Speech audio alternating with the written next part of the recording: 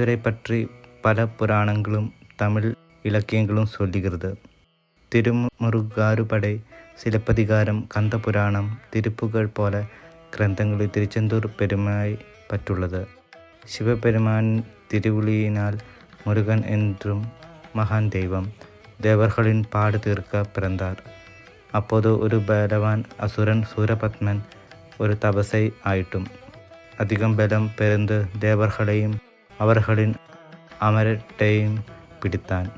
தேவர்கள் அனைத்தும் மகாதேவரை நோக்கி எங்களை காப்பாற்று என்றார். அப்பொழுது சிவபெருமான் தன் ஜோதி ரூபத்தில் இருந்து பார்வதி அம்மாவின் சக்தியின் மூலம் முருகனை படைத்தார். முருகன் தான் வேல் என்னும் திவ்ய ஆயுதத்துடன் சூரபத்மனை அழிக்க திருச்செந்தூர் கடல் ஓரத்தில் வந்தார். அங்கே ஒரு பெரிய யுத்தம் நடந்தது. சூரபத்மன் பல ரூபங்களாக மாறி வந்தான்.